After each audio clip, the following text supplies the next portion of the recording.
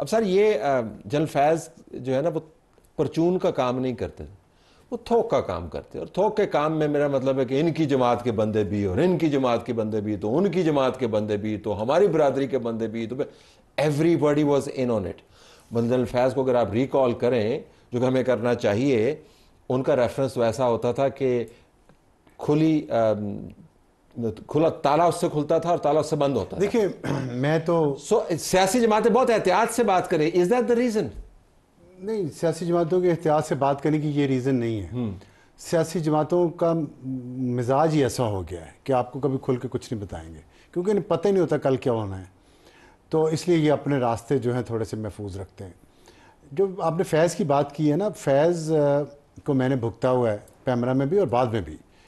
تو فیض تو prime minister تھا اس ملک کا، ملک کو چلاو ہو رہا تھا، وہ آپ سمجھ لیں وائس رائے تھا کسی اور کا، اور ساری انسٹرکشن وہ پاس آن کرتا تھا ہر ادارے. دھرنے کی کوریج کا معاملہ تھا پیمرا والا جو تھا، وہ تو ایک بات ہے نا، اور مطلب اور بہت سارے کاموں کے لیے وہ مسلسل مجھے فون کرتے رہتے تھے. کیا مثلا وہ جو بھی تھا، نہیں جو بھی تھا تو کوئی کام نہیں ہوتا نا، کسی کو بند کر دیں، ٹی وی چینل سے ہٹا دیں، کسی کو لے آئیں، یہ ساری باتیں ہوتی رہتی تھی نا. دیکھیں ابھی یہاں پہ بات کی پلوش شاہ نے بھی کی اور طارق صاحب نے بھی، کہ ایک سسٹم پورا کام کر رہا تھا، اندر لوگ ہیں کچھ. یہ جو اندر لوگ ہیں، جو سسٹم کام کر رہے ہیں نا، یہ خالی کسی لالچ کی وجہ سے نہیں ہے. ایک چیز ہم جو اوور لک کر رہے ہیں مسلسل، وہ ہے ذہن سازی، جو پچھلے 10-11 سال میں مسلسل کی گئی، اور جس کا ذکر ایک یوٹیوبر ہیں جو کافی دیکھے جاتے ہیں، انہوں نے کہا کہ انہیں جلسے میں کہا ہمیں بلا کے فائلیں دکھائی جاتی تھی. وہ فائلیں کون دکھاتا تھا؟ اس میں جھوٹ انہوں نے جو پھیلایا. پھر ایک دوسرا یوٹیوبر کہہ رہا تھا کہ میں فیض سے ملنے گیا تو ایک ٹرے میں 5-5 ہزار روپے کے نوٹوں کی گڈیاں میرے سامنے لا کے رکھی گئی. آپ سوچو ٹرے میں ہوں گی تو کتنی ہوں گی. اور وہ یوٹیوبر تو چلیں یوٹیوبر ہی ہے، اس سے بہت بڑے بڑے قد کے جرنلسٹ اور اینکر جو ہیں ان کو کس طرح کی ٹریس پیش ہوتی ہوں گی. یہ کوئی اپنے باپ کا مال تھا ان کا جو فیض صاحب اس طرح لٹاتے رہے. اس مال کے لٹانے سے جو ایک ذہن سازی ہوئی، وہ عدلیہ کے ججوں کو متاثر کر گئی، آج تک چل رہی ہے. وہ اسٹیبلشمنٹ کے اندر جرنیلوں تک کو متاثر کر گئی، ان کی فیملیز کو، صحافیوں کی فیملیز کو متاثر کر گئی. اور آج جس عدم استحکام کا ہم شکار ہیں، اس میں فیض کی پن تھا، اور صرف فیض کی پن نہیں تھا، اور بھی ہیں جو ذہن سازی میں ملوث تھے، ان کی طرف بھی. We'll come to that. So عامر، تو بڑی لمبی فہرست ہے اب کورٹ مارشل کی پروسیڈنگز، اس کے اندر یہ تمام چیزوں کا احاطہ ہوگا. ان کو فائل جب کھلے گی اور جب اب تم نے بات کرنی شروع کی ہے تو معاملات تو بہت سارے ہیں. کتنے الزامات کا برڈن ہے؟ دیکھیں 17 اپریل 9:30-32 پہ میں نے یہ خبر دی تھی کہ جی ان کے لیے یہ میجر جنرل صاحب لگا دیے گئے ہیں. 3 مہینے 25 دن بعد آج انہوں نے اس انکوائری کو فیلڈ جنرل کورٹ مارشل میں تبدیل کیا. اب ایک لیفٹیننٹ جنرل بیٹھیں گے، ایک میجر جنرل بیٹھیں گے، جیک برانچ ہوگی، وکیل صفائی بھی فوجی ہوگا اور استغاثہ بھی فوجی ہوگا. لیکن یہ تو سب کو پتہ ہے کہ اب اس کیس کو بعد میں الٹیمیٹلی ہائی کورٹ آنا ہے. اور ہائی کورٹس کیا کر رہی ہیں، سپریم کورٹ کیا کر رہی ہیں، تو الزامات پکے لگانے پڑیں گے، کیونکہ وہ تو اڑا دیتے ہیں ویڈیو دیکھ کے بھی کہ بھئی کون سا الزام. مطلب میں نے شکایت ڈی جی ISPR نے کی، میں نے نہیں کی. 7 مئی کو جب وہ کہہ رہے تھے کہ ہماری تو عدلیہ سے گلا ہے کہ ہم کس سے جا کے کہیں، اور عدلیہ کہتی ہے آپ کے پاس شواہد ہی نہیں ہے. اب وہ شہریار افریدی بول رہے ہیں، عالیہ حمزہ بول رہی ہیں، یاسمین راشد لوگوں کو لے کے جا رہی ہیں، یہ کوئی ایویڈنس ہی نہیں ہے اس ملک میں. تو آپ کس ایویڈنس کو پروو کریں گے؟ میرا خیال ہے انہیں صدر صاحب سے بھی اجازت لے لینی چاہیے پہلے سے کورٹ مارشل کی، ورنہ اس نقطے پہ بھی اڑا دیں گے کہ بھئی آپ سسٹم کو ٹھیک کر کے جائیں کہ جس طرح آبیاری ہوئی ہے پھر نکات نکالے جائیں گے. تو ان کو جلدی نہیں کرنی چاہیے، جس طرح عمران خان کے 3 کیسز فٹافٹ. لیکن یہ تمام نیٹ اتنا ہی وائڈ ہونا چاہیے کیونکہ براہ راست جو بھی کیا گیا اس کا اثر سیاست پر پڑا، اس کا اثر معاشرت پر پڑا، معیشت پر پڑا، تباہ ہوئے پڑے ہیں، استحکام پر پڑا. So political parties will have to take a stand on this. یا یہ کافی ہے کہ میں تھوڑا سا اس لیے نہیں کہ میں ایک پولیٹیکل پارٹی کی نمائندہ ہوں، لیکن اس لیے کہ اب یہ بڑی ایک سنسنی خیز خبر ہے اور ابھی تھوڑی دیر پہلے میں نے بھی سنی، ہم سب نے سنی، لہٰذا ہو سکتا ہے اس پہ کل تک کوئی واضح ذرا بہتر موقف سامنے آپ کے آ جائے. ابھی تک تو شاید انالیسس کے ہی مراحل سے گزری ہوگی خبر. میرا یہ ایک اپنا سوال ہے، کانسپریسی تھیوری میں پیش نہیں کری، لیکن یہ جو سسٹم تھا، کیا یہ آپ سب سے کہ کیا یہ صرف ود ان دا کنٹری جو یہ نیٹ ورک تھا جو چل رہا تھا، یہ صرف ملک کے اندر سے اس کو سپورٹ حاصل تھی یا اس کے پیچھے کوئی ایسے ہاتھ بھی تھے جو ملک سے باہر تھے؟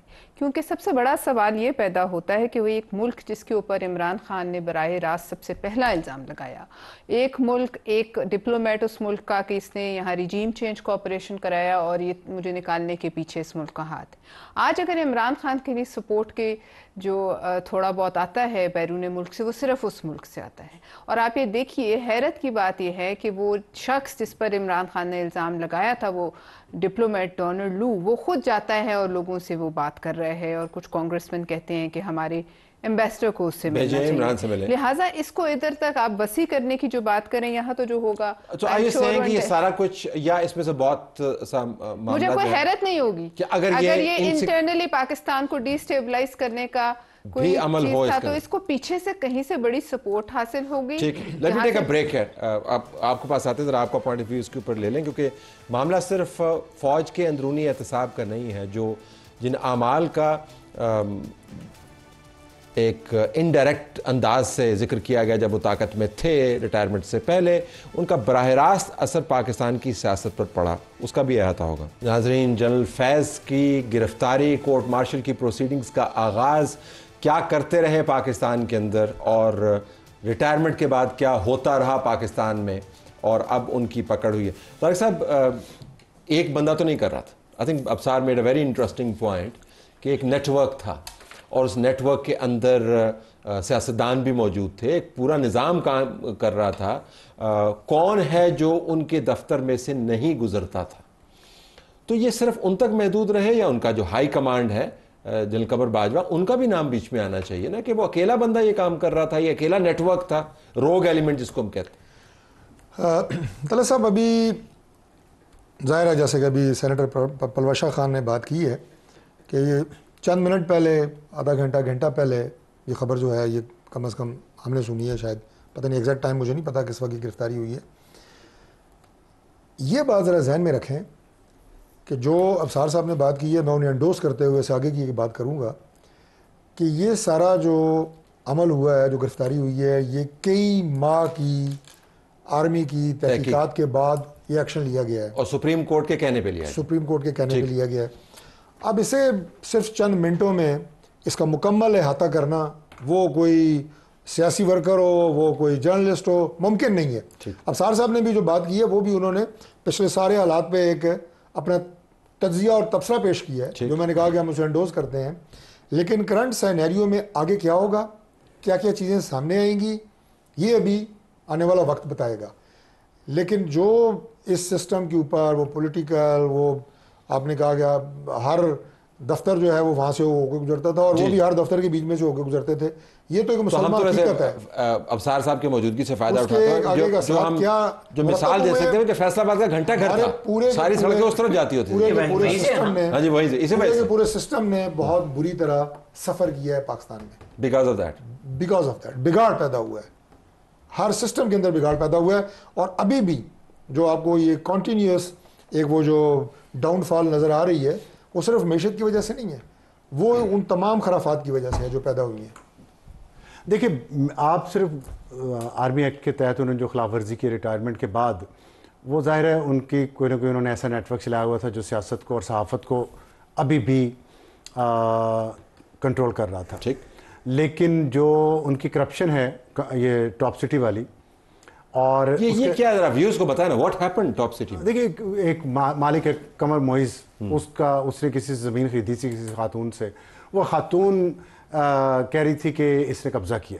اس نے اس خاتون کو اپروچ کیا جنرل فیض کے ایک بندے نے لندن میں، اور کہا کہ ہم آپ کا مسئلہ حل کروائیں گے. وہ آئیں یہاں پہ، انہوں نے ان کے ساتھ کچھ معاملہ طے کیے، اور قمر معیز کو، اس کے سسر کو اور اس کے رشتہ داروں کو اٹھا کے لے گئے، رات کو ان کے گھر گھس کے، اور بدماشوں کی طرح.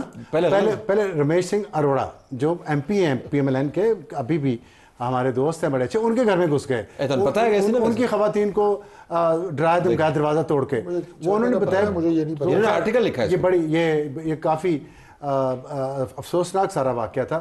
تو اس پہ کاغذات میں ان سے دستخط کروا رہے تھے، جس میں 50% حصہ ایک نجف نامی شخص کے نام تھا جو ان کے مبینہ طور پہ بھائی ہیں. مبینہ طور پہ نہیں، واقعی بھائی ہیں. شاید یہ نجف نہ ہوں کوئی اور. That's why I'm saying ایک مبینہ. کوئی خاتون تھی لندن میں، معصومہ ان کا نام تھا، اور ان کے نام وہ کہہ رہے تھے 50% اس کے 50% اس کے آپ کر دیں اور آپ چلے جائیں. تو یہ بگ منی وہ کتنی بڑی top city, billions of dollars کی زمین ہے، پوری کا پورا ٹاپ سٹی یہ موٹر وے کے ساتھ ہے. خیر میں یہ تو ایک نیو بات ہے. ایئرپورٹ. یہ ایک بات ہے. پیمرا میں ڈی ٹی ایچ کا جو خریداری ہوئی ہے، جو لائسنس جو ملا ہے ڈائریکٹ ٹو ہوم، جی ڈائریکٹ ٹو ہوم لائسنس، جو میری موجودگی میں وہاں آکشن ہوئے تھے، وہ اس میں جنرل فیض کا کیا رول تھا اس کے لائسنس کے خریدے جانے یہ میں؟ میرا سوال ہے آپ سے.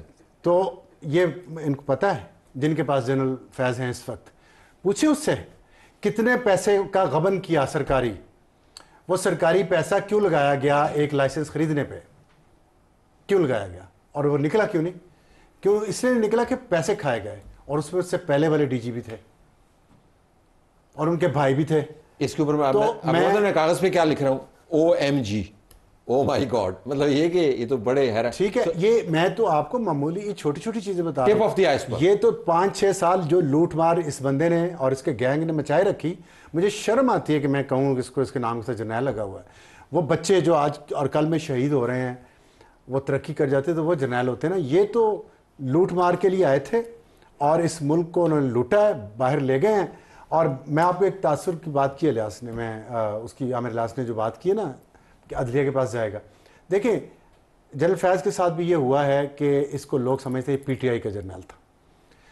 اب نئے آنے والے چیف جسٹس منصور علی شاہ کے بارے میں یہ تاثر قائم کر دیا جانا کہ وہ پی ٹی آئی کے جج ہیں. یہ پی ٹی آئی بار آج بھی کیا ہے ان کی پہلے نوٹیفائی کر دیں آپ. کہتے پھر بہت اچھے جج ہیں، میں ان کا احترام کرتا ہوں، جانتا ہوں ہائی کورٹ سے ان کو ذاتی طور پہ نہیں لیکن ان کے کام کو.